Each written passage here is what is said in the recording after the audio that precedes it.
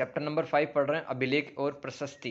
अभिलेख का मतलब इंस्क्रिप्शन, ठीक है, जो पत्थर पे जो लिखा होता है, ठीक है। राजा अपने जो आदेश है वो पत्थर पे लिखवा कर प्रजा तक पहुंचाया करता था, ठीक है। तो अभिलेखों को आधार बनाकर अभिलेख ग्रंथ लिखे गए और प्रशस्ति मतलब राजा की प्रशंसा इन ग्रंथों में मिलता है। तो अभिलेख क्या होता है? किसी भी ठोस सतह, मतलब कोई भी सॉलिड सरफेस, जैसे कि मोहरे हो गई, तांबे की प्लेट हो गई, मंदिर की दीवारें हो गई, धातु हो गई, मेटल्स हो गई, लकड़ी, कब्र के पत्थर, चट्टान की सतह, ईंटें, मूर्तियां आदि पे जो लेखन का काम है वो दोस्तों अभिलेख कहलाता है, इंस्क्रिप्शंस कहलाता है। अभिलेख है वो पठनीय होते हैं, पढ़ सकते हैं इनको, ठीक है, बशर्ते आपको वो लैंग्वेज आनी चाहिए। अभिलेखों का अध्ययन क्या कहलाता है? इपिग्राफी कहलाता है, पूरा लेख शास्त्र। और अभिलेखों पर लिखी हुई लिपि के अध्ययन को पैलियोग्राफी कहते हैं अपन, राइट। अभिलेखों का अध्ययन कहलाता पूरा लेख शास्त्र, और अभिलेखों पर लिखी हुई लिपि के अध्ययन को अपन क्या कहते हैं? जिस प्रकार से लैंग्वेज है उसको ही अपन अध्ययन करें तो पैलियोग्राफी कहलाती है। अभिलेख उस समय की भौतिक संस्कृति का हिस्सा होते हैं। जिस तरह से जो मंदिर बनाए गए थे, जिस तरह से जो और वास्तुकला के जो एग्जाम्पल मिलते हैं, वो भी भौतिक संस्कृति का हिस्सा, वैसे ही अभिलेख है। अभिलेख में पुराणों व महाकाव्यों की तरह संदिग्धता नहीं पाई जाती। अब देखो, पुराणों और महाकाव्यों में क्या है? कुछ ऐसी कहानियां हैं, कुछ ऐसे मिथक है ना। कुछ लोग तो मिथक मानते हैं, कुछ लोगों की श्रद्धा बहुत ज्यादा होने के कारण उनको सच मान लेते हैं। लेकिन अभिलेखों में जो लिखा है वो एकदम सच है, बिल्कुल वो चीज हुई है, ठीक है। तो अभिलेखों से हमें सटीक जानकारी मिलती है। सर्वाधिक पुराने जो अभिलेख है वो हड़प्पा सभ्यता के, जिनकी लिपि अभी तक पढ़ी नहीं जा चुकी है। अतः इन आकृतियों के आज भी संकेत चिन्ह से हम थोड़ा बहुत पढ़ने की कोशिश करते हैं। हड़प्पा टाइम में दोस्तों जो लैंग्वेज जिस टाइम में जानते थे, आज से 5000 साल पहले, उस लैंग्वेज को अभी तक रीड नहीं किया गया है, ठीक है। किस तरह की लैंग्वेज होती थी? देखो, साइन लैंग्वेज इसको कहते हैं, ये संकेत होते थे कुछ उनके, ठीक है।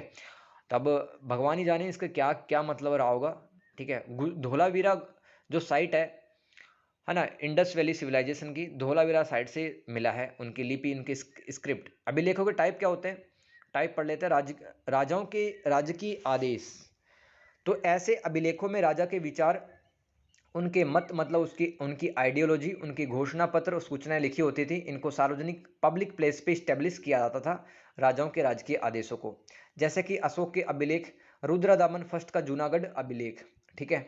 ये आपको राजाओं के अभिलेख याद कर लेने हैं, अशोक के अभिलेख और रुद्रदामन फर्स्ट का जूनागढ़ अभिलेख याद कर लेना। अभिलेखों में राजकीय आदेश, तथ्यमय डेटा, पहलू मतलब कि डायमेंशंस लिखे होते थे। अभिलेख वहां पाए गए जहां पर जनता ज्यादा समूह में इकट्ठा हो सकती थी। तो ये सब अभिलेख में लिखना है दोस्तों। अभिलेख में ये सब पहले पन्ने का लिख देना और ये दूसरे पन्ने का लिख देना। अभिलेखों का टाइप लिख देना, एग्जाम्पल लिख देना, अशोक के अभिलेख और जूनागढ़ अभिलेख जो कि रुद्रदमन फर्स्ट से संबंधित है। अभिलेखों में राजकीय आदेश, सरकारी आदेश, डेटा और पहलू लिखे होते थे।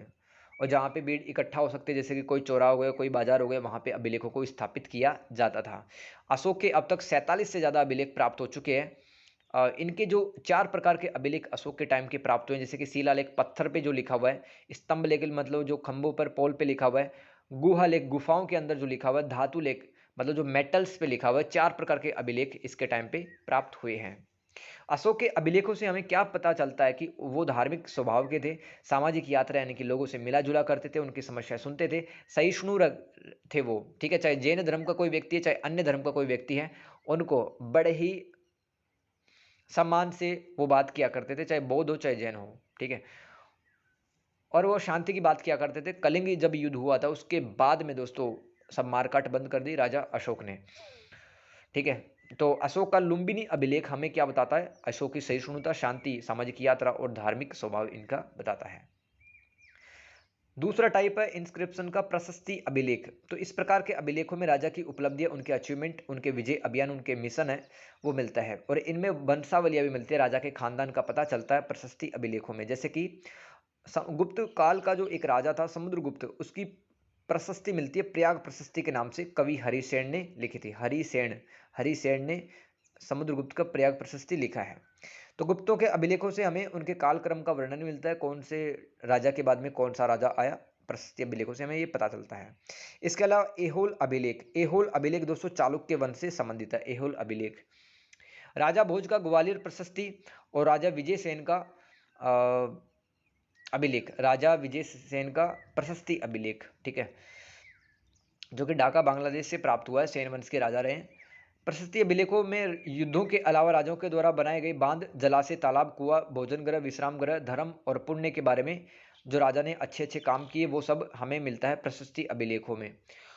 कुछ कार्य भी किए गए, जैसे कि रुद्रदमन फर्स्ट के जूनागढ़ अभिलेख में हमें सुदर्शन झील के मरम्मत के बारे में पता चलता है। अब दोस्तों सुदर्शन झील है वो अपने आप में एक ट्रिकी है, याद करने के लिए भूल जाते हैं, बार बार याद करते हैं फिर से। प्रशस्ति अभिलेखों में हमें राजा के द्वारा किए गए कार्यों का भी वर्णन मिलता है, जैसे कि जूनागढ़ अभिलेख जो कि रुद्रदमन फर्स्ट से संबंधित है, हमें सुदर्शन झील की रिपेयरिंग मरम्मत के बारे में पता चलता है। सुदर्शन झील दोस्तों आज के टाइम पे सौराष्ट्र मतलब ये काठियावाड़ गुजरात का जो हिस्सा है उसको सौराष्ट्र कहा जाता है, ठीक है। तो वहां पर गिरनार की पहाड़ियां, वहां पे सुदर्शन झील मिलती है। चंद्रगुप्त मौर्य ने भी इसका निर्माण करवाया था। रुद्रदामन फर्स्ट का जो जूनागढ़ अभिलेख था उसमें सुदर्शन झील के मरम्मत के बारे में पता चलता है, ठीक है। और इसको बनाया किसने था? पुष्यगुप्त वैश्य जो कि राज्यपाल था, गवर्नर था चंद्रगुप्त मौर्य का, उसने बनाया था। लेकिन इसको मरम्मत ठीक करवाने का काम है वो हमें रुद्रदामन फर्स्ट के जूनागढ़ अभिलेख में मिलता है। दान शासन अभिलेख क्या होता है? जैसे कि किसी को दान दे रहे पंडितों को, ठीक है, तो भूमिदान, कर्नाटक में सबसे ज्यादा भूमिदान अभिलेख पाए गए। अग्रहार दान, ब्राह्मणों को धर्म के लिए दिया गया जो दान है, जैसे कि ब्राह्मणों को गांव के गांव दे दिए जाते थे, वो अग्रहार दान में लिखा गया है। ऐसे अभिलेख दान शासन अभिलेख कहलाते हैं। भूमिदान, अग्रहार दान, ठीक है, याद हो गए। आगे चलते हैं। पूरा दान क्या होता है? गैर ब्राह्मणों को किया गया दान, जैसे कि जैन और बौद्धों को भी किया गया दान, वो पूरा दान में शामिल होगा। अंबाली दान, राजा द्वारा गैर ब्राह्मणों को, जैसे कि किसानों को जो दिया गया दान है वो उम्बाली दान, या अंबाली क्या लिखा हुआ है, उम्बाली दान लिखा हुआ है। देवालय दान में मंदिरों को दिया गया दान शामिल होता है। निर्माण दान में जैसे कि कुछ चीज़ बना रहे, मंदिर, झील, कुएं, इनके निर्माण में जो पैसा वगैरह लगता था वो निर्माण दान में आ जाता था। तेरीस दान क्या होता? कोई व्यक्ति यदि सार्वजनिक कल्याण हेतु कार्य करना चाहता था तो उसे राजा द्वारा जमीन दान में दी जाती थी, वो तेरीज दान कहलाता था। याद करना पड़ेगा, अदरवाइज दोस्तों दिक्कत हो गई कल वाले पेपर में। या भी लिखोगे टाइप याद करो आप। राजाओं के राजकीय आदेश, इसमें अशोक के अभिलेख, रुद्रदामन फर्स्ट का जूनागढ़ अभिलेख याद रखना, ठीक है। इसके बाद में अशोक के 4 तरह के शिला अभिलेख मिले। पहला शिलालेख, पत्थर पे लिखे हुए लेख, खंभों पे लिखे हुए लेख, गुफाओं के अंदर लिखे हुए लेख और मेटल्स पे लिखे हुए लेख याद करना। 4 टाइप के अभिलेख हैं। फिर दूसरा टाइप का होता है प्रशस्ति अभिलेख। इसके अंदर प्रशंसा शामिल होती है, जैसे कि समुद्रगुप्त के प्रयाग प्रशस्ति और एहोल अभिलेख जो कि चालुक्य राजा से संबंधित था। इसके अलावा दोस्तों और याद कर सकते हो राजा भोज जो कि ग्वालियर प्रशस्ति मेल का वर्णन मिलता है। राजा भोज दोस्तों मध्य प्रदेश के एक राजा रहे हैं, ठीक है, भोपाल ग्वालियर पे इनका शासन रहा है। और राजा विजय सेन सेनवंश के राजा थे, ठीक है। और भी अपन लिख सकते हैं कि रुद्रदमन फर्स्ट के जूनागढ़ अभिलेख में सुदर्शन झील की रिपेयरिंग के बारे में पता चलता है। दान शासन अभिलेख में भूमिदान, अग्रहार दान, ठीक है, पूरा दान, उम्बाली दान, देवालय दान, निर्माण दान, तेरीस दान याद रखना। और दोस्तों कोई अगर बहुत ही ब्रेवरी का काम कर देता था, उसको कुछ दान दिया जाता था, वो नेटारू कोडुगी दान कहलाता था। याद नहीं होगा, स्किप करना है इसको। दान अभिलेखों का उद्देश्य क्या होता था? ऐसे करने पर अन्य व्यक्ति भी सामाजिक भलाई के कार्य हेतु प्रोत्साहित होता था। राजा की धर्मपरायणता व उसके द्वारा किए गए दान की अविस्मरणीय बनाने के लिए। तो राजा धर्म के प्रति कितना कमिटेड था, कितना समर्पित था और वो कितना दानी रहा होगा, तो ये सब बताने के लिए वो दान अभिलेख लिखवाया करता था। समझ में आ गया? आगे चलते हैं। राजा की धार्मिक प्रतिष्ठा बढ़ाने के साथ साथ उसकी शासन प्रशासन नीतियों उपलब्धियों का प्रचार करना भी दान अभिलेखों का उद्देश्य था। किस प्रकार से राजा की जो अचीवमेंट रही हैं, उनकी नीतियां, उनकी कूटनीति, वो भी जनता तक पहुंचाने का एक मकसद था। भावी पीढ़ी इन राजाओं के बारे में जान सके, ये दान अभिलेखों का उद्देश्य होता था। अब तांबे की प्लेटें पे जो लिखा हुआ होता था उसको ताम्रपत्र अभिलेख या कॉपर प्लेट इंस्क्रिप्शंस कहते हैं। तो ताम्रपत्र अभिलेख है दोस्तों, इतिहास के पुनर्निर्माण में हमारे काफ़ी हेल्प करता है, क्योंकि इनमें पहले के समाजों के बारे में जानने के लिए मिलता है, घटनाओं के नाम जानने के लिए मिलता है, राजाओं के द्वारा किए गए जो युद्ध अभियान है उसके बारे में जानने के लिए मिलता है, ठीक है। कुछ को इंपॉर्टेंट देख लो। सोहा गुरु, ये सोहा है, सोहा गोरा ताम्रपत्र अभिलेख, ठीक है, सोहा गोरा ताम्रपत्र अभिलेख। फिर हड़प्पा सभ्यता से मिले ताम्रपत्र और तक्षशिला जो कि पाकिस्तान के अंदर है, उसके अंदर भी ताम्र अभिलेख मिले हैं। और इक्सुआ राजा इक्ष्वाकु वंश के राजा से संबंधित ताम्रपत्र अभिलेख। तो 4 ताम्रपत्र अभिलेख याद रखना है। सोहागुरा हड़प्पा सभ्यता से मिले और तक्षशिला से मिले, और फिर इक्ष्वाकु वंश से रिलेटेड ताम्रपत्र अभिलेख। तो ब्राह्मणों को किए गए दान के बारे में लिखा होता था ताम्रपत्र अभिलेखों में, विद्वान व्यक्तियों के बारे में लिखा होता था, राजस्व प्रणाली यानी कि रेवेन्यू सिस्टम के बारे में लिखा होता था, कृषि किस हिसाब से होती थी, राजनीतिक संरचनाओं के बारे में लिखा होता था तांबे की उन प्लेटों के अंदर, उन अभिलेखों में। तो पल्लव राजाओं ने 4वीं सदी में प्राकृत और संस्कृत भाषा में बड़े संख्या में ताम्रपत्र अभिलेख जारी किए गए। इसके अलावा गंग वंश, गुप्त काल और चालुक्य वंश में काफी ज्यादा ताम्रपत्र अभिलेख जारी किए गए, या लिख लेना है, ठीक है। तो 20 नंबर का सवाल आ सकता है डियर, आप देख सकते हैं काफी ज्यादा बड़ा है ये तो, ठीक है। अभिलेखों के प्रकार, अभिलेख आ सकता है 20 नंबर का। हाँ, क्या क्या आएगा सवाल, जो अभिलेख हैं वो इतिहास के पुनः निर्माण में किस प्रकार से सहायक है, ये आपको कल 20 नंबर का सवाल देखने के लिए मिल सकता है। तो उसमें आपको प्रकार लिखने हैं। पहला टाइप था राजाओं के राजकीय आदेश, दूसरा टाइप था प्रशस्ति अभिलेख, तीसरा टाइप है दान शासन अभिलेख, चौथा टाइप है ताम्रपत्र अभिलेख, पांचवा टाइप है वीर स्तंभ अभिलेख। तो वीर स्तंभ मतलब नाम से समझ में आ रहा है जिसने युद्ध में बहुत अच्छा काम किया, ठीक है, राजा की मदद की, राइट। तो देखते हैं ऐसे अभिलेखों में कैसे वीर स्तंभ अभिलेखों में पत्थरों पर उन योद्धाओं के बारे में लिखा होता था जिन्होंने सेक्रीफाइस कर दिया, अपनी जान को न्यौछावर कर दिया, और स्तंभों पर वीरतापूर्ण कार्यों, लड़ाइयों और युद्ध लड़ने वाले राजाओं के नाम लिखे होते थे। और दोस्तों कुछ महिलाएं भी थी जो कि युद्ध वगैरह लड़ती थी, ठीक है, तो उनके नाम भी मिलते हैं इसमें। 9वीं सदी के पल्लव राजा दंतीवर्मन के समय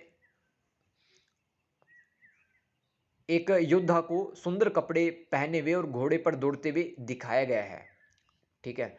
दंतीवर्मन के टाइम का एक वीर स्तंभ अभिलेख है। दंतीवर्मन पल्लव राजा था, दंतीवर्मन पल्लव राजा था, और इसके टाइम का एक योद्धा दिखाया गया जो कि सुंदर कपड़े पहना हुआ है और घोड़े पर वो चल रहा है बड़ी शान से। इन अभिलेखों में सूर्य, चंद्रमा, अप्सराओं के द्वारा नायकों को स्वर्ग की तरफ ले जाने, मवेशी और नायक की पहचान, तिथि, घटना का उल्लेख होता है। तो देखो वीर स्तंभ अभिलेख में क्या होता है कि एक कोई महान व्यक्ति जो कि युद्ध में लड़ता है, शहीद हो जाता है, मरने के बाद में उसको अप्सराएं हैं वो हेवन की तरफ ले जा रही हैं, वही सब चित्र है वो इनमें मिलते हैं। अभिलेखों का 6वां टाइप है पूरा लेख, आर्चाइव कहते हैं इसको। तो पुरानी मूर्तियां, कागजों का संग्रह, वो क्या कहलाता, पूरा लेख कहलाता है। पुरानी मूर्तियां, कागजों का संग्रह, वो क्या कहलाता, पूरा लेख या आर्काइव, ठीक है। दिल्ली के अंदर ये शायद म्यूजियम भी है ना, सेंट्रल सेक्रेटरीट के आसपास देख के आना, उसमें काफ़ी पुरानी चीज़ें रखी हुई हैं। पूरा लेख, ठीक है। तो क्या बताता है, महत्वपूर्ण व्यक्तियों के नाम, तिथियों के नाम, डेट के बारे में, घटनाओं के बारे में। तो जैसे कि मथुरा संग्रहालय में कुषाण राजा कनिष्क की क्या लिखा हुआ है, कनिष्क की एक मूर्ति रखी है, ये पूरा लेख का उदाहरण है। गुलबर्गा जो कि कर्नाटक में है, वहां पर अशोक की मूर्तियां बनी है ना। मथुरा संग्रहालय में कुषाण राजा कनिष्क की बिना सर की मूर्ति मिली है, ये पूरा लेख आर्काइव के अंदर आएगा। गुलबर्गा जो कि कर्नाटक के अंदर है, केएन लिखा हुआ है यहाँ पे, कर्नाटक। तो यहाँ पे अशोक की मूर्तियाँ लिखी है जहाँ पे वो अपनी पत्नियों के साथ में है, और ये 1ली और 3री शताब्दी के बीच में मूर्तियाँ मिली हैं गुलबर्गा से। मथुरा संग्रहालय याद रखना, यहाँ पे कनिष्क, ठीक है, कुषाण वंश का राजा था कनिष्क, तो ये पूरा लेख में लिख देना। आगे चलते हैं। विदिशा जो कि मध्य प्रदेश का एक जिला, वहाँ से 3 जैन मूर्तियाँ मिली हैं, और गुप्त राजा समुद्रगुप्त के समय की हैं ये, ठीक है, और काफ़ी सुंदर हैं। इसके अलावा उत्तर प्रदेश के खेरीगढ़ से हमें मूर्तियाँ मिली हैं, विशाल घोड़े की मूर्ति मिली है जो कि समुद्रगुप्त के समय की है, ठीक है। उससे क्या पता चलता है कि जो समुद्रगुप्त था ना, वो अश्वमेध यज्ञ का आयोजन करवाया जाता था, कि वो घोड़ा छोड़ देता था और घोड़ा जहाँ तक जाता था वो हिस्सा है उसके साम्राज्य का हुआ करता था। फिर याद कर लो, 6 टाइप है, ये 20 नंबर का सवाल कल देखने के लिए मिलेगा। अभिलेख इतिहास के पुनः निर्माण में किस प्रकार से सहायक है, विस्तार से वर्णन करें, तो 20 नंबर में लिख के आना है, ठीक है। मैंने तो रटा दिए। आगे याद करते हैं 10 नंबर का एक अलग से सवाल याद करते हैं, अशोक के अभिलेख। तो अशोक कौन था, मौर्य काल का एक बहुत महानतम राजा था, और इसके बहुत सारे अभिलेख मिले, जैसे कि दतिया एक जगह है मध्य प्रदेश में, वहाँ से एक अभिलेख मिला है जो कि ब्राह्मी स्क्रिप्ट के अंदर लिखा हुआ है, ठीक है। ब्राह्मी स्क्रिप्ट जानते हो ना, जैसे कि आप ये जो देख रहे हो ये देवनागरी स्क्रिप्ट में है, वैसे ही दोस्तों अक्षरों की जो बनावट है वहाँ पे ब्राह्मी लिपि में मिलती है दतिया एमपी में। इस अभिलेख में अशोक को अ, दाना पिय पियदसी यानी कि देवता को प्रिय कहा गया। देवनाम पिय, ये देवनाम पिय है, यहाँ पे ये मिस प्रिंट है, देवनाम पिय पियदसी। ठीक है, अगर ये याद नहीं होता है तो याद रखना कि दतिया मध्य प्रदेश से जो अभिलेख मिला है अशोक का, वो ब्राह्मी स्क्रिप्ट में है और उस ब्राह्मी स्क्रिप्ट में अशोक को देवता को प्रिय कहा गया। ठीक है, और इस अभिलेख को पहली बार जो ब्रिटिश ईस्ट इंडिया के जो अधिकारी थे जेम्स प्रिंसेप, उसके द्वारा पढ़ा गया। इसके अलावा दोस्तों अशोक के जो राजकीय आदेश अभिलेख होते थे वो जनता को सामाजिक, सांस्कृतिक, प्रशासनिक मामलों को संबोधित करते थे। अब देखो आज के टाइम पे क्या होता है दोस्तों, एक जैसे कि राष्ट्रपति कुछ भी कहता है तो किस में आता है वो, खैर राजा जो भी आदेश जारी करवाता था, चाहे सामाजिक हो, सांस्कृतिक हो, चाहे धार्मिक हो, वो अभिलेखों के माध्यम से करवाता था। ठीक है, याद रखना अशोक के जो अभिलेख है, 10 नंबर का सवाल कल देखने के लिए मिलेगा। 3 भाषाओं की, 3 लैंग्वेज के अंदर इनके अभिलेख इंस्क्रिप्शंस मिले हैं, प्राकृत भाषा में, यूनानी भाषा में और आर्माइक भाषा में। ठीक है, और भाषा आप समझते हो जैसे कि हिंदी भाषा और देवनागरी स्क्रिप्ट है, ऐसे ही दोस्तों 4 लिपियों में इनके अभिलेख मिले हैं, ब्राह्मी स्क्रिप्ट, खरोष्टी स्क्रिप्ट, यूनानी स्क्रिप्ट और आर्माइक स्क्रिप्ट। ठीक है, ब्राह्मी स्क्रिप्ट श्रीलंका और भारत में लिए हैं, खरोष्टी स्क्रिप्ट के जो अभिलेख हैं वो गांधार क्षेत्र यानी कि अफगानिस्तान के आसपास मिले हैं, यूनानी और आर्माइक ये सब अफगानिस्तान में मिले हैं। तो याद रखना अशोक के जो अभिलेख थे 3 भाषाओं में मिले हैं और 4 लिपियों में मिले हैं। आगे चलते हैं। अशोक के शिलालेखों को 2 भागों में बांट दिया जाता है, वृहद शिलालेख, लघु शिलालेख। ठीक है, मेजर रॉक एडिक्ट्स और लघु शिलालेख, माइनर रॉक एडिक्ट्स। तो अशोक के शासनकाल के प्रारंभिक वर्षों में अशोक के जो राजकीय आदेश होते थे उनको चट्टानी सतह पर लिखकर उनको सार्वजनिक स्थानों पर स्थापित किया जाता था ताकि लोग उनको आसानी से पढ़ सके। ये चीज़ आपको अपने मन से लिख देनी है कि अशोक के अभिलेख ऐसे स्थान पे लगाए गए जहाँ पे भीड़ इकट्ठा हुआ करती थी, जैसे कि चौराहा हो गया, बाजार हो गया, मेला हो गया, ताकि लोग है वो राजा के आदेश को वहाँ पे पढ़ सकें। अशोक के आदि शासन काल के बाद में पॉलिश किए हुए अखंड स्तंभ शिलालेख मिलते हैं। अखंड शिलालेख का मतलब कि एक ऐसा पूरा का पूरा पत्थर, ठीक है, जो कि बीच में टूटा हुआ न हो, उसको अखंड शिला स्तंभ अभिलेख कहते हैं। तो इनमें बारीकी से नक्काशी की गई, उनको तराशा गया और वहां पर पशुओं के चित्र भी मिलते हैं। तो आपने देखा होगा भारत का जो राजकीय चिन्ह है उसके अंदर 4 शेर है ना, 3 शेर तो दिखते हैं, एक शेर पीछे की तरफ है। ठीक है, तो वह अशोक के अभिलेख से ही लिया गया है। अशोक के अभिलेख दोस्तों अधिकांशतः धार्मिक, रिलीजियस नेचर के होते थे और इन अभिलेखों के अंदर संप्रदायों, मान्यताओं और विभिन्न धर्मों का मान सम्मान, ये सब अहिंसा, मतलब किसी जानवर को, किसी इंसान को नहीं मारना, वो सब बताया गया है। आपसी सम्मान करना, कल्याण, वेलफेयर, आपसी समझ, समझ का मतलब है ये समझ लिखा हुआ है। पवित्रता, नम्रता, करुणा, सिंपैथी, नम्रता मतलब पोलाइटनेस, दान, जीवन को नष्ट करने से बचने और सच्चाई को अपनाने, ये सब चीज़ें हैं वो अशोक के अभिलेख में लिखी हुई हैं। तो पहले के लोगों से हम कितना कुछ चीज़ें सीख सकते हैं। अशोक का जो लाइफ है वो पूरा का पूरा एक मोटिवेशन है। अशोक के वृहद शिलालेख मतलब कि बहुत बड़े शिलालेख जो मिले हैं, इनके पाकिस्तान के अंदर मिले हैं, उत्तराखंड, गुजरात, महाराष्ट्र और उड़ीसा में मिले हैं। तो स्थानों के नाम अगर याद कर सकते हैं तो याद कर लो। शाहबाजगढ़ी, ये मानसेरा एक स्थान है पाकिस्तान का, वहाँ पे मिला है। कलसी लिखा हुआ है, कलसी, ठीक है, आधा लहे, कलसी देहरादून उत्तराखंड में, गिरनार जूनागढ़ गुजरात में, सोपारा महाराष्ट्र में, धौली भुवनेश्वर और उड़ीसा में स्थित है ये। ठीक है, तो ये जो अभिलेख हैं ये वृहद शिलालेख हैं अशोक के टाइम के, जो कि अलग अलग लोकेशंस पे मिले हैं, पाकिस्तान, उत्तराखंड, गुजरात, महाराष्ट्र और भुवनेश्वर जो कि उड़ीसा के अंदर है। तो अशोक के टाइम के 4 अभिलेख तो और भी तो है। ठीक है, ये तो वैसे 2 टाइप में बांटा गया है, वृहद और सूक्ष्म। ये देखो 4 टाइप के अभिलेख, शिलालेख, स्तंभलेख, गुहालेख और धातुलेख। गुफाओं के अंदर लिखे गए, कुछ धातु के ऊपर लिखे गए, जैसे कि तांबे की प्लेट वगैरह, लोहे की प्लेट वगैरह, और खंभों पे कुछ कुछ लिखा गया, और शिलालेख यानी कि पत्थर पे, स्टोन पे कुछ लिखा गया। ये 4 प्रकार के अभिलेख। इसके अलावा दोस्तों एक और कैटेगराइजेशन हमें मिलता है वृहद और सूक्ष्म स्तर पे। ठीक है, सॉरी, लघु, वृहद और लघु, ये याद ही कर लेना। लघु शिलालेख मतलब कि छोटा सा कोई पत्थर है उस पर जो कुछ लिखा हुआ है वो लघु शिलालेख, माइनर रॉक एडिक्ट्स कहलाएगा।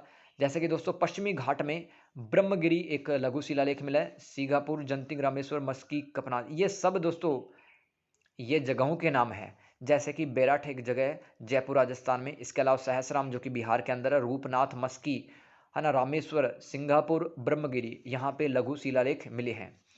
ये तो हो गए आपके लघु और वृहद शिलालेख। वृहद का मतलब बहुत बड़ा सा पत्थर, ठीक है। इसके अलावा दोस्तों अशोक के स्तंभ अभिलेख कहाँ से मिले हैं? टोपरा, मेरठ, कौशाम्बी, टोपरा, मेरठ, कौशाम्बी।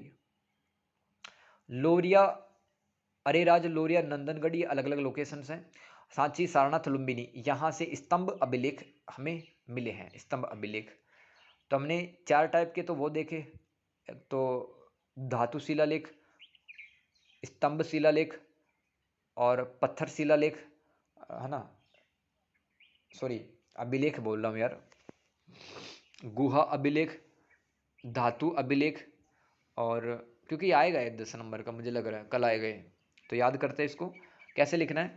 अशोक के अभिलेखों को मतलब 2 तरह से वर्गीकरण किया गया है। पहला वर्गीकरण है गुहा अभिलेख, स्तंभ अभिलेख और धातु अभिलेख और शिला अभिलेख, ये 4 प्रकार के अभिलेख है।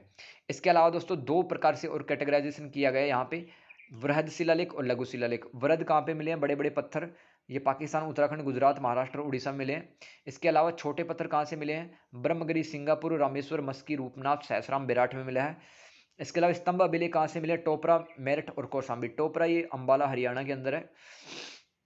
लुम्बिनी जो कि नेपाल के अंदर, सारनाथ, सांची और लोरिया, नंदनगढ़, लोरिया, अरेराज, ये सब दोस्तों स्तंभ अभिलेख यहाँ से मिले हैं। तो ये अभिलेख क्या बताते हैं? ये अभिलेख कहाँ पर स्थित होते थे? सड़क मार्गों पे, नदियों के रास्ते पर, व्यापारिक मार्गों पर, क्योंकि यहाँ से काफ़ी सारे लोग हैं वो जो गुजरते थे और उन सूचनाओं को पढ़ते थे। अशोक के अभिलेखों में सेल्यूकस राजा, चोल राजा, चेर वंश, पांडे वंश, सत्यपुत्र, श्रीलंका, यवन, भोज, आंध्र, पुलिंद, बंगाल के विभिन्न राजवंशों के बारे में पता चलता है।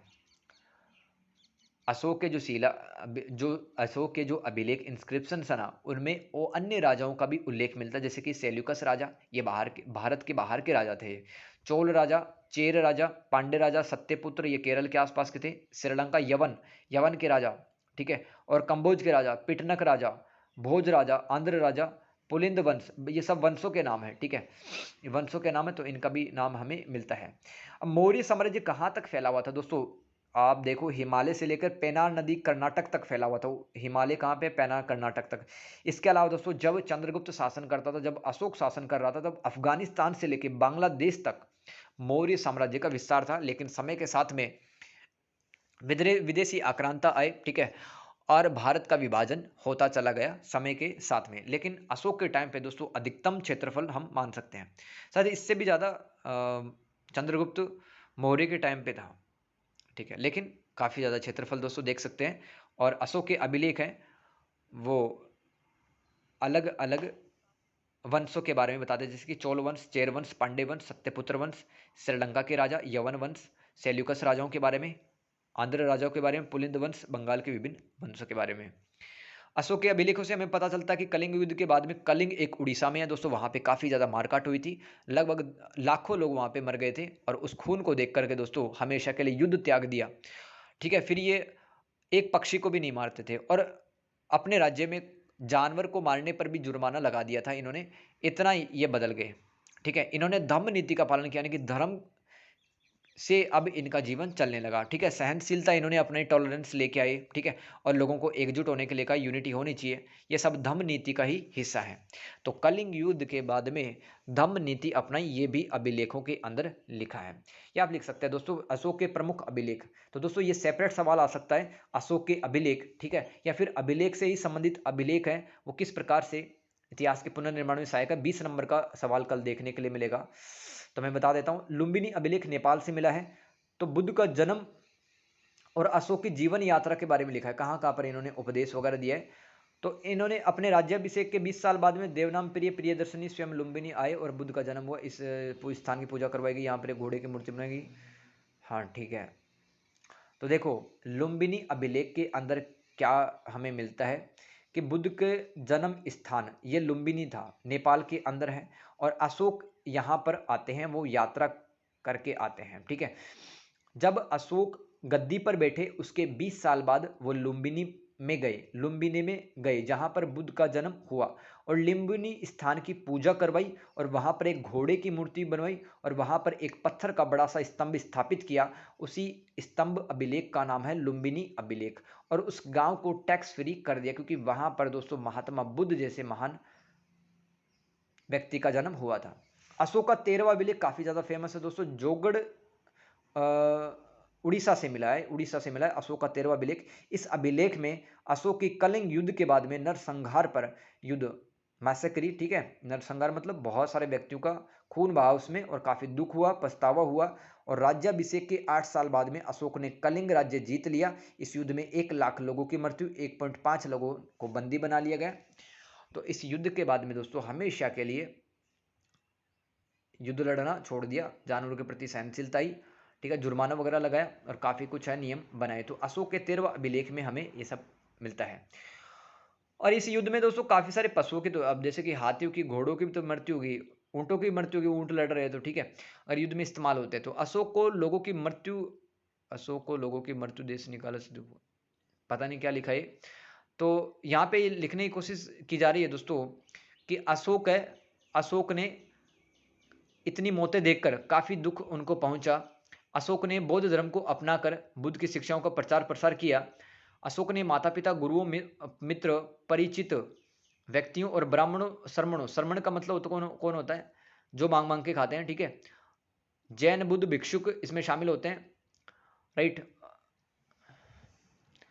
तो देखो कलिंग युद्ध के बाद में, कलिंग युद्ध कब हुआ, जब ये गद्दी पर बैठ गए, तो इनको 8 साल हो गया था गद्दी पर बैठे हुए। उसके बाद में कलिंग युद्ध हुआ, काफी सारा खून देख करके उन्होंने धम्म नीति अपनाई, और अपने माता पिता, गुरुओं, मित्र, परिचित व्यक्तियों, ब्राह्मण, जैन, बुद्ध, भिक्षुकों से, जनजातियों से, ठीक है, अपने सहकर्मियों से अपील की कि आप जानवरों के प्रति और इंसानों के प्रति उचित व्यवहार करें, उनके खिलाफ किसी प्रकार की हिंसा ना करें, किसी को दुख ना पहुंचाए। ये अशोक के लाइफ से आप सीख सकते हैं। और आत्म संयमित होए, मतलब कि पैसेंस रखना सीखो, शांत मन रखो, मृदु होने की, यानी कि मीठा मीठा बोलना चाहिए। तो धम्म नीति से वर्तमान भविष्य में आनंद मिलता है तथा लोक एवं परलोक में उन्नति होती है, ऐसा मानते थे राजा अशोक की। धम्म नीति जैसे कि धर्म के अनुसार अगर हमारा जीवन चलता है, ठीक है, अगर किसी जानवर को, किसी व्यक्ति को नुकसान नहीं पहुंचाते हैं, तो हमें इस दुनिया के अंदर और उस दुनिया मतलब परलोक, जहां पर भी आप मानते हैं मृत्यु के बाद में जहां पर भी जाना होगा, तो उसमें भी आनंद मिलेगा, उसमें भी उन्नति होगी। अशोक चेतावनी देते हैं कि जो धम्म नीति का पालन नहीं करेगा तथा वनवासियों से उचित व्यवहार नहीं करेगा, उसको दंड भोगना होगा, ठीक है। जो जानवरों को मारेगा, जो हिंसा करेगा किसी प्रकार की, उसको या तो राज्य छोड़ना पड़ेगा या उसको जुर्माना देना पड़ेगा। अशोक का यह अभिलेख हमें अनावश्यक विजय, हिंसा, रक्तपात, जीवन को बचाने, संसाधनों की हानि रोकने और लालच त्याग कर शांति स्थापित करने के लिए कहता है। इस युद्ध से हम ये सीख सकते हैं। भारत के अन्य शिलालेख, अब देखो ये तो हमने अशोक के प्रमुख शिलालेख अभिलेख पढ़ लिए। लुम्बिनी अभिलेख अशोक का 13वां अभिलेख, जिसके अंदर कलिंग वाला याद रखना है, सब पूरा वही लिखना है। इसके अलावा दोस्तों प्रयाग प्रशस्ति याद रख सकते हैं अपन।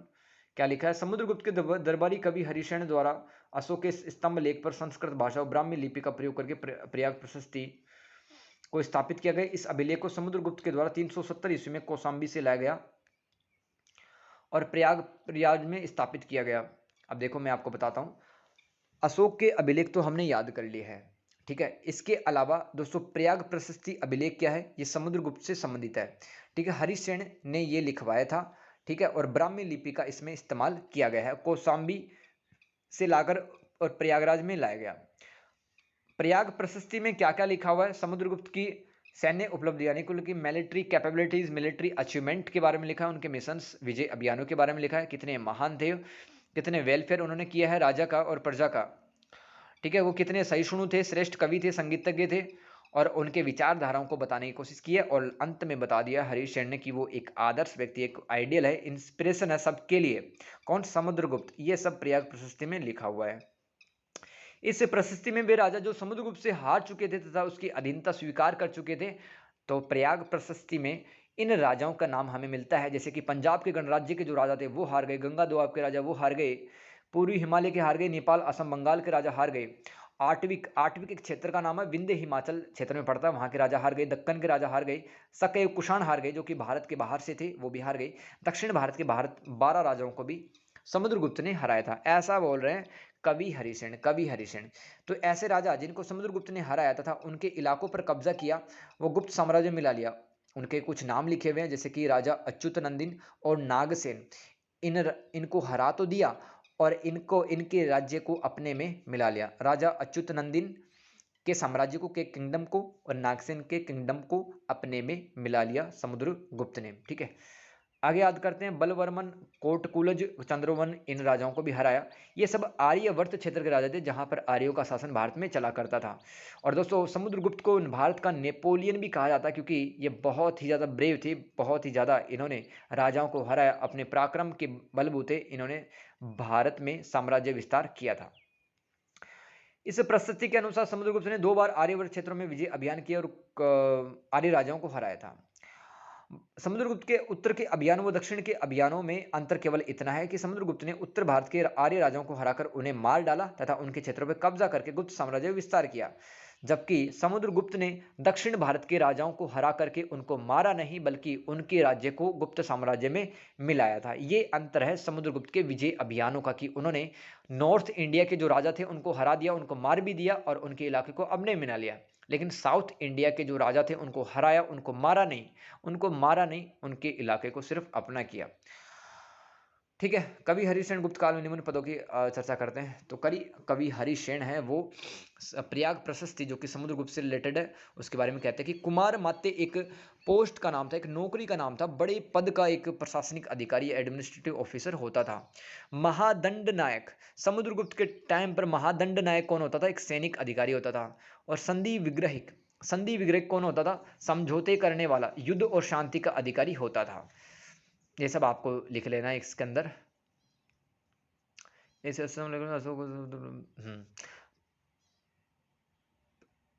ये तो आपने याद कर लिया है, ठीक है, इतना याद रखो बस, प्रयाग प्रशस्ति से रिलेटेड। ठीक है,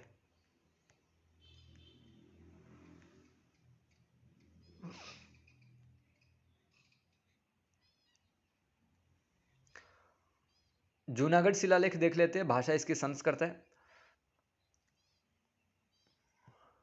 चलो ये क्या बोल रहे हैं यार, और देख लेते हैं थोड़ा सा।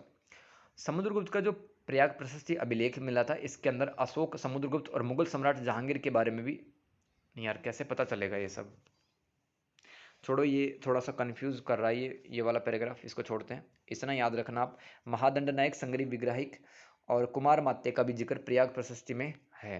ठीक है, आगे चलते हैं। जूनागढ़ शिलालेख, इसकी लैंग्वेज संस्कृत थी, स्क्रिप्ट ब्राह्मी थी, लोकेशन इसकी गिरनार की पहाड़ी जूनागढ़ में, गुजरात में जो कि, और 150 ईस्वी के आसपास जूनागढ़ शिलालेख लिखा गया। इस शिलालेख में शक क्षत्रप राजा रुद्रदमन फर्स्ट के द्वारा सुदर्शन झील की मरम्मत करवाई गई थी। ठीक है, इस शिलालेख में रुद्रदमन की उपलब्धियों का वर्णन है, और रुद्रदमन में सातवाहन राजा वशिष्ठ पुत्र पुलवामी को हराया था और अपनी पुत्री का विवाह उससे करवाया था। इससे राजस्थान के योद्धे गणसंघ को भी हराया था।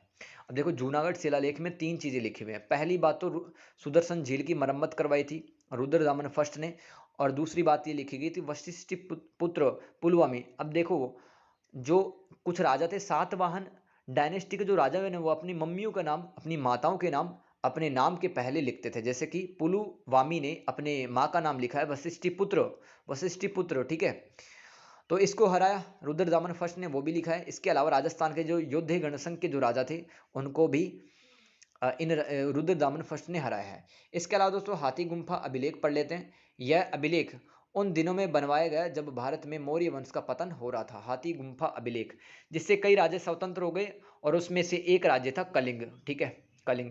अभी हाथी गुम्फा अभिलेख उदयगिरी की पहाड़ियों में मिलता है। किसके द्वारा बनाया गया? कलिंग के राजा खारवेल के द्वारा। लैंग्वेज इसकी प्राकृत है। खारवेल जैन धर्म का अनुयायी था, जैन धर्म को मानता था, और कलिंग की जो जनता है दोस्तों, वह इस समय जैन धर्म अपना चुकी थी। खारवेल ने अपने 15 वर्ष की उम्र तक विद्या हासिल की और 24वें साल में सिंहासन पर बैठे। खारवेल की टाइटल्स भी लिखी है। खारवेल की टाइटल हाथी गुम्फा अभिलेख, ये खारवेल राजा से संबंधित है। कलिंगाधिपति यानी कि कलिंग के राजा कलिंग चक्रवर्ती, कलिंग को जीतने वाला और कलिंग के आसपास के क्षेत्र को जीतने वाला कलिंग चक्रवर्ती कहलाया। राज्याभिषेक के दूसरे वर्ष इन्होंने मुसिक नगर कृष्णा नदी के आसपास उसको नष्ट कर दिया और राष्ट्रिकों भोजिकों मतलब जो वहाँ के मछुआरे किसान थे उनको अपने अधीन बना लिया। अब भारत के बाहर के जो राजा थे जैसे कि बैक्ट्रिया के यवन राजा थे डेमेट्रियस, उसको भी दोस्तों हराया था खारवेल ने, वो भी डरता था खारवेल से। तमिल देश पहुंचकर इन्होंने पिथुंड नगर की स्थापना की को जीता सॉरी। खारवेल ने मगध के राजा को हराकर जैन तीर्थंकर ऋषभनाथ की मूर्ति को वापस लेके आ गए। ठीक है, तो हेलियोडोरस अभिलेख ये याद कर लेना अपने को, विदिशा एमपी के अंदर है। यूनानी राजदूत हेलियोडोरस के द्वारा बनाए गए, लिपि ब्राह्मी। तो इसने भागवत धर्म अपना लिया था और गरुड़ का चित्र इसके शीर्ष पे धार्मिक सहिष्णुता सही अस्तित्व का ये संदेश देता है। ठीक है, और हाथी गुम्फा अभिलेख ये याद कर लिया है, कलिंग राजा खारवेल से संबंधित है ये। तो देखो एक आपकी किताब के अंदर चैप्टर नंबर 5 में एक छोटी सी हेडिंग दी गई है, ऐतिहासिक परिवर्तन के चिन्ह के रूप में अभिलेखों की भाषा में परिवर्तन। तो देखो अलग अलग समाजों के द्वारा अभिलेखों के अंदर अलग अलग लैंग्वेज का यूज किया गया। जैसे कि तीसरी चौथी शताब्दी ईसा पूर्व के बाद में प्राकृत भाषा है वो आम जन के बीच में लोकप्रिय बन गई, क्योंकि दोस्तों पहले जो पढ़े लिखे लोग होते थे, ब्राह्मण वर्ग के लोग होते थे, राजा होता था, राजा के खानदान के लोग होते थे, दरबार के लोग होते थे, और एक कवि वही संस्कृत बोला करते थे। सबकी बस की बात नहीं होती थी शिक्षा भी प्राप्त करना। तो प्राकृत भाषा है दोस्तों वो थोड़ा जनता के बीच में लोकप्रिय बन गई। तो अशोक की दरबारी भाषा प्राकृत थी। इनके अभिलेख प्राकृत भाषा में इसलिए लिखे गए क्योंकि उस समय पर अधिकांश भाषा बोलती थी जनता। ठीक है, अशोक के टाइम के जो अभिलेख लिखे गए हैं या अशोक के अभिलेख लिखे गए हैं वो प्राकृत भाषा में लिखे गए हैं, क्योंकि एक तो दरबार की भाषा ही प्राकृत लैंग्वेज थी और सबसे ज़्यादा जो समझ में आता था लोगों को वो प्राकृत भाषा ही समझ में आता था। संस्कृत किसको आता था? जो उच्च वर्ग के लोग थे, जो हायर कास्ट के लोग थे और शिक्षित वर्ग के जो लोग थे। आरमाइक लिपि ये दोस्तों अशोक के अभिलेख में लिखा है। आरमाइक लिपि के जो अभिलेख हैं वो अफगानिस्तान और पाकिस्तान में मिले हैं। यहाँ के लोग आरमाइक लिपि जानते थे, समझते थे, और ये अभिलेख पढ़कर हम पश्चिमी एशिया की घटनाओं के बारे में जान सकते हैं। अशोक के सभी भाषाओं में लिखे गए अभिलेखों में राजाओं की तिथियां स्पष्ट रूप से लिखित भाषा में मिलती हैं, जिससे इन अभिलेखों की सहायता से इतिहास का पुनर्निर्माण किया जा सकता है। रुद्रदामन फर्स्ट ने अपने अभिलेखों में संस्कृत भाषा का प्रयोग किया, क्योंकि उस टाइम पे दोस्तों संस्कृत काफ़ी ज़्यादा पॉपुलर थी। ठीक है, रोमिला थापर के अनुसार रुद्रदामन अपने आपको धर्म का संरक्षक बताकर खुद को ब्राह्मणवाद से जोड़ना चाह रहा था। यानी कि वो भी चाह रहा था कि संस्कृत में अगर अभिलेख वगैरह मैं लिखवाऊंगा तो मैं अपने आप को ब्राह्मण वर्ग से जोड़ पाऊंगा ज़्यादा। सामान्य युग की प्रथम सदी से ही संस्कृत राजभाषा बन गई। गुप्त काल में राजाओं, अधिकारियों, दरबारियों, कवियों द्वारा व्यवस्थित रूप से संस्कृत का प्रयोग किया गया। दरबार देखो गुप्त काल में तो संस्कृत में लिखा गया सब कुछ, चाहे नाटक हो, चाहे कविताएं हो, चाहे अभिलेख हो, लेकिन चौथी शताब्दी के बाद में जो लिखा गया वो प्राकृत भाषा के अंदर लिखा गया, जो अशोक के अभिलेख थे। ठीक है, तो इस तरह से दोस्तों हमारा जो चैप्टर नंबर 4 है वो कंप्लीट होता है। Sorry, chapter number 5। Chapter number 6 दोस्तों कल्हण। कल्हण कौन व्यक्ति था? 12वीं शताब्दी में कश्मीर में जन्मा था। और किताब कौन सी लिखी थी? राजतरंगिणी। राजतरंगिणी किताब लिखी, संस्कृत भाषा में लिखी थी, और जम्मू कश्मीर में इनका जन्म हुआ था, कश्मीर में। पिता का नाम कर्पक था, मंत्री थे। द्वारिकापति राजा थे कश्मीर के, उन्हीं के यहाँ पे इनके जो पिताजी थे वो मंत्री का काम किया करते थे। कर्पक नाम था इनके पिता का, लोहार वंश के हर्ष के मंत्री।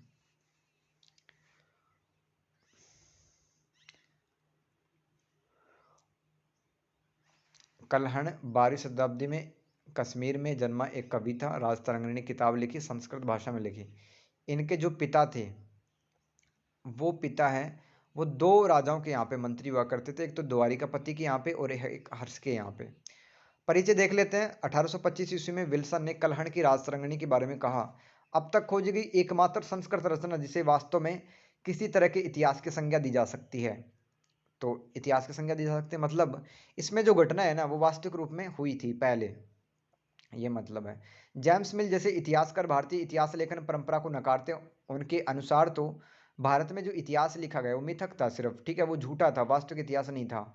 ये ईसाई व यहूदी लेखन परंपरा को श्रेष्ठ बताते हैं। जेम्स मिल ने कहा है the history of British east India, ये इनकी किताब थी जेम्स मिल की। ठीक है, तो उन्होंने 3 भागों में भारत का इतिहास बताया था, याद है ना?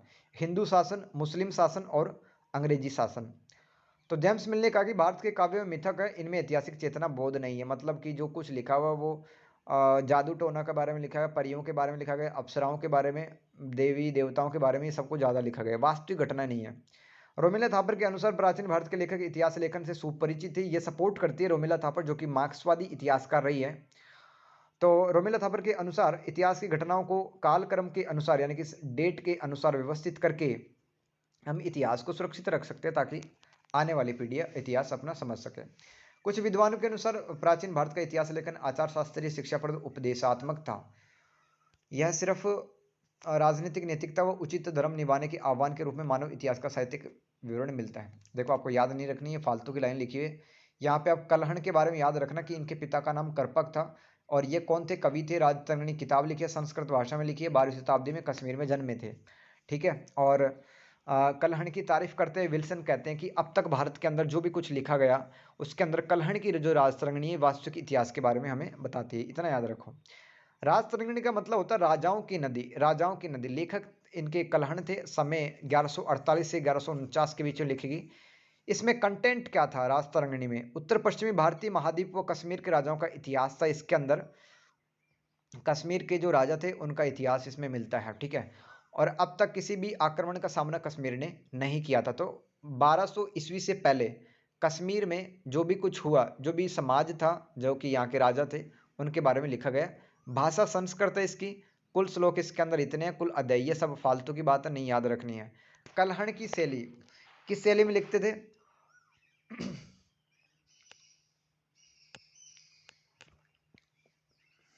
ये एक सौंदर्य बोधक काव्य है। सौंदर्य बोधक काव्य का मतलब इसमें राजाओं की, रानियों की और कश्मीर के प्राकृतिक इतिहास की तारीफ की गई है।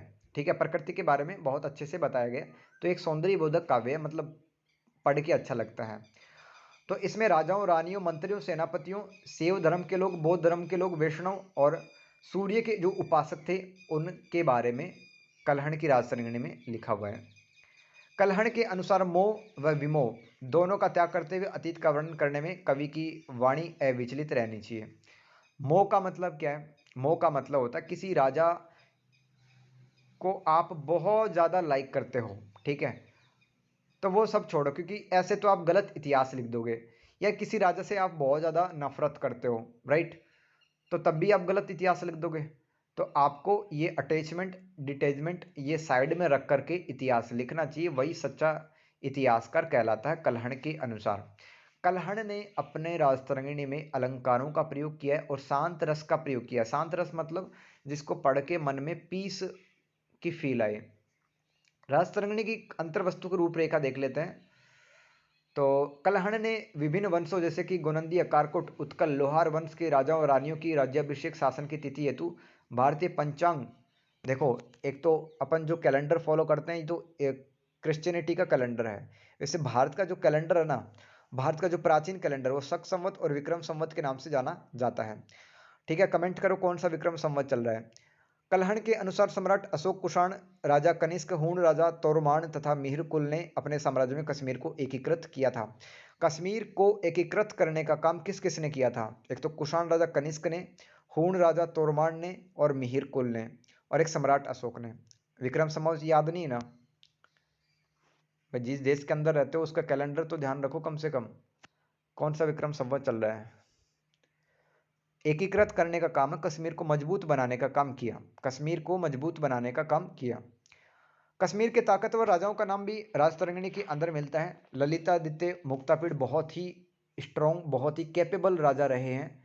8वीं शताब्दी के राजा थे ललितादित्य मुक्तापीड़। इसके अलावा अवंतीवर्मन और रानी दिद्दा, एकमात्र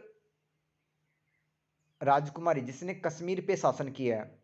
इंस्पिरेशन रानी दिद्दा, रानी दिद्दा, अवंतीवर्मन, ललितादित्य मुक्तापीड़, ये बहुत ही ताकतवर शासक रहे हैं कश्मीर के, रूलर। कलहण ने इन शासकों की राजनीति तथा इनकी नीतियों, कार्यों, संघर्ष का निष्पक्ष भाव से वर्णन किया है। कलहण ने राजाओं तथा रानियों के अच्छे और बुरे कार्यों की भी निंदा की है।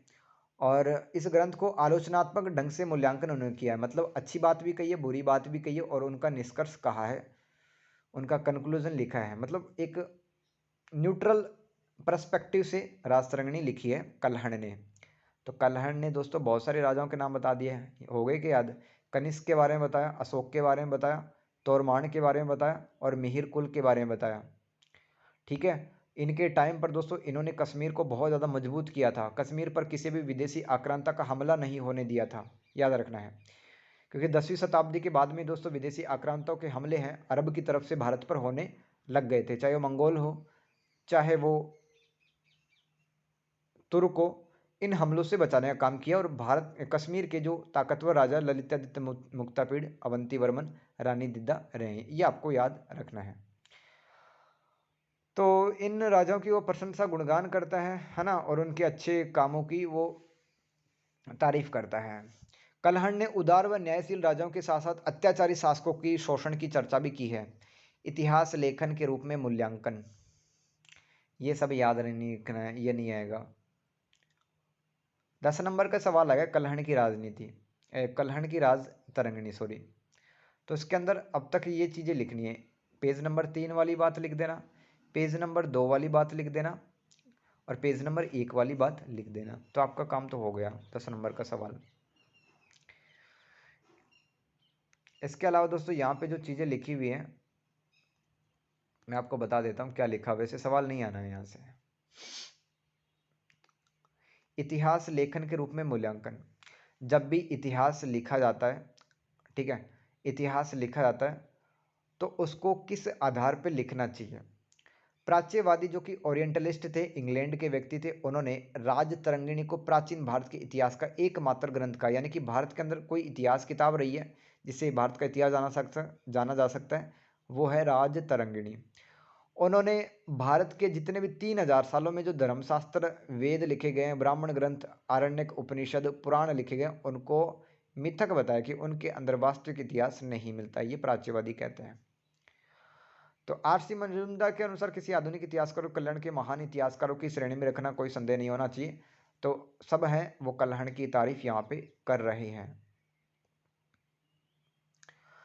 अब देखो, कलहण ने जो राजतरंगिणी लिखी है ना, उस किताब को लेकर के अलग अलग जो विद्वान हैं उन्होंने अपने अपने विचार रखे हैं। ठीक है, जैसे कि जो प्राच्यवादी थे उन्होंने तो कह दिया है कि एकमात्र ये किताब है जिससे भारत का इतिहास जाना जा सकता है ना। और आर.सी. मजूमदार ने कहा कि कलहण को है महान लेखक की श्रेणी में रखना चाहिए, दूसरी बात। ठीक है, तीसरा है बुहलर, बुहलर और स्टाइन, इन्होंने कहा है कि कलहण ने अपनी किताब में बहुत सारे मिथक, बहुत सारे दंत कथाएं, मतलब आसपास के गांव की कहानियां वगैरह वो ऐसे लिख दे, उपदेशात्मक के रूप में लिखा गया है, मतलब अपनी मन की बातें कलहण ने लिखी है, वास्तविक इतिहास ने लिखा है। तो कुछ विद्वान सपोर्ट करते, कुछ विद्वान इसके अगेंस्ट जाते हैं। ठीक है, आगे चलते हैं। तो जेम्स मिल ने किताब लिखी थी, वो मैंने आपको बताई दी है। ठीक है, जेम्स मिल ने भारत के सभी किताबों को खारिज कर दिया कि इनमें वास्तविक इतिहास नहीं है। अब नया वाला जो दृष्टिकोण है दोस्तों कि भारत के इतिहास में जो किताबें लिखी गई हैं, नवीन दृष्टिकोण क्या कहता है। स्लेज और मैकेंकरी ने राज तरंगिणी को सौंदर्य बोधक एक किताब लिखी है और शांत रस का इसमें प्रयोग होने का दावा किया है, ताकि कश्मीर के जो राजा हैं उनके जीवन की और कश्मीर की घटनाएं हैं वो आसानी से समझी जा सकें, इसलिए शांत रस का प्रयोग करता है कोई एक लेखक। ये नवीन दृष्टिकोण है। इतिहास के रूप में काव्य, तो राज तरंगिणी के बारे में ही है कि राज तरंगिणी है दोस्तों, ये इसमें दर्शन शास्त्र भी मिलता है। दर्शन शास्त्र मतलब इसमें कलहण के जो मन के विचार हैं वो भी इसमें मिलते हैं। एक सच्चा ज्ञान है वो इसमें मिलता है। ठीक है, ज्ञान मीमांसा का अर्थ ही होता है, एपिस्टेमिक बोलते हैं ज्ञान मीमांसा को, सच्चा ज्ञान उसको ज्ञान मीमांसा बोलते हैं। तो सच्चा ज्ञान हमें राज तरंगिणी में मिलता है और राज तरंगिणी में दोस्तों इसके मन के विचार भी मिलते हैं। कलहण के अनुसार बिना कवि के महानतम राजाओं का इतिहास नहीं जाना जा सकता है, तो कवि होता है तभी राजाओं का इतिहास जाना जा सकता है कलहण के अनुसार। ये दोस्तों 10 नंबर में लिख के आ सकते हो, 20 नंबर का आता उसमें भी आप चिपका के आ सकते हो सब। ठीक है, कवि राजा की कृपा व आश्रय के बदले, आश्रय मतलब राजा उसको रहने के लिए जो जगह देता था, तो राजा की कृपा होती थी कवि पर और उसको रहने के लिए जगह देता था राजा। उसके बदले में जो कवि होते थे वो राजाओं के अच्छे कर्मों का गुणगान किया करते थे, और दोस्तों बुराई का भी वो गुणगान, मतलब गुणगान नहीं किया करते, बुराई को छुपा लेते थे कई बार, तो वो सच्चे इतिहासकार नहीं होंगे। तो कलहण के अनुसार निष्पक्ष रूप से, मतलब बिना किसी की साइड लिए हुए, ठीक है, इतिहास लिखना चाहिए। अब कल कलहण की जो राज तरंगिणी है वो नीति परक निर्देशक के रूप में किस प्रकार से काम करती है, यानी कि वो इथिकल इंस्ट्रक्शन भी देती है ना। जैसे कि धर्म को कैसे चलाना चाहिए आगे, शक्ति का किस प्रयोग करना चाहिए और जीवन में आनंद कैसे लाना चाहिए, ये भी दोस्तों कलहण की राज तरंगिणी से हम देख सकते हैं। क्योंकि दोस्तों इसमें सदाचार यानी कि अच्छे बिहेवियर की बातें की गई हैं, धर्मपरायणता की बातें गई है। धर्मपरायण व्यक्ति कौन होता है? जो कि धर्म के रास्ते पे चलता है। उदारता, लिबरल वैल्यूज की बात की गई है। विद्वानों, शासन, राजा के राजनीतिक मूल्यों और नैतिकता की बातें इस राज तरंगिणी में की गई हैं। तो देखो अभी क्या पढ़ रहे हैं अपन, राज तरंगिणी के बारे में ही पढ़ रहे हैं। उस किताब को दोस्तों नीति परक निर्देशक के रूप में जाना जा सकता है, यानी कि वो किताब है वो दोस्तों क्या क्या अच्छे चीज़ें हैं वो हमें सिखाती है। इसके अलावा वो इतिहास के रूप में भी एक काव्य है, और नवीन दृष्टिकोण क्या कहता है राज तरंगिणी के बारे में, और जो पुराना वाला दृष्टिकोण है वो क्या कहता है, जिसके अंदर ये मजूमदार शामिल है, प्राच्यवादी शामिल है, तो उन्होंने भी राज तरंगिणी के बारे में अपनी जो बातें हैं वो यहाँ पे लिखी हैं। तो नीति परक निर्देशक का मतलब होता है कि हमें अच्छाई और बुराई दोनों जानने के लिए मिलती है। अच्छाई मतलब धर्म के अनुसार चलना चाहिए, शक्ति और आनंद को किस प्रकार से हमें जीना चाहिए, सदाचार रहना चाहिए। सदाचार का मतलब होता है अच्छे आचरण, अपने घर वालों के लिए, अपने आसपास वालों के लिए, ठीक है, पर्यावरण के प्रति हमें सदाचार रहना चाहिए। धर्मपरायण, धर्म से अनुसार चलना, ठीक है। इसके अलावा दोस्तों कवि ने गलत व सही का मूल्यांकन अपने विवेक अनुसार किया था। कुछ घटनाएं हुई थी कश्मीर के इतिहास में, जैसे कि राजा विभीषण के सिंहासन में बैठते ही राजा सिद्ध को उत्तराधिकार मिलना। तो राजा विभीषण को जैसे ही, सॉरी, राजा विभीषण के सिंहासन, हाँ, तो राजा विभीषण जैसे ही गद्दी से उतरे, कश्मीर की गद्दी पे, फिर राजा सिद्ध वहाँ पे आ गए, तो उसका मूल्यांकन किया, उसका असेसमेंट किया कि सही था या नहीं था। ऐसे ही राजा मिहिर कुल के बाद में राजा बक्का गद्दी पर बैठा। न्यायप्रिय शासक चंद्रपीड़ के बेटे तारापीड़ द्वारा सत्ता प्राप्ति हेतु हत्या कर देना। अभी इसने अपने बाप की हत्या कर दी चंद्रपीड़ की, तो ये कितना सही था कितना गलत था ये भी मूल्यांकन किया है। इस प्रकार से लोहार वंश के राजा हर्ष के बाद उच्छल का राजा बनना। देखो हर्ष दो हैं भारत के इतिहास में, हर्ष नाम के राजा दो हैं, एक तो हरियाणा में हुए हैं थानेसर के राजा, और एक हुए लोहार वंश के राजा हर्ष, ठीक है, वो कश्मीर से संबंधित है। तो राजा हर्ष के बाद में उच्छल कैसे राजा बनता है, सही था कि गलत था, है ना, तो वो मूल्यांकन किया अपनी किताब के अंदर। कलहण कहता है कि कुछ प्रतापी व योग्य राजाओं ने डूबी राज्य की व्यवस्था को सही किया, जबकि कुछ राजाओं ने जनता का शोषण किया और समूल वंश उनका नाश हो गया। देखो इतिहास के अंदर जिन लोगों ने काफ़ी सारे मौज मस्ती की है, काफ़ी सारे गलत काम किए हैं, अत्याचार किया है, उनका जो वंश है ना सिर्फ वो खत्म हुए हैं, उनका वंश ही खत्म हुआ है, ठीक है। और यहाँ पर राज तरंगिणी में फिर से बताया है कि ऐसे शासक जो कि जनता पर अत्याचार करते थे और शासन सत्ता का सही प्रयोग में नहीं लाते थे, उनका पूरा वंश खत्म हो गया। राज तरंगिणी में डेटा फैक्ट लिखा है, योजनाबद्ध तरीके से लिखे हैं, और इसमें नैतिकता संबंधी बातें भी लिखी हैं और इतिहास को गहन रूप में समझे जाने की कोशिश की गई है।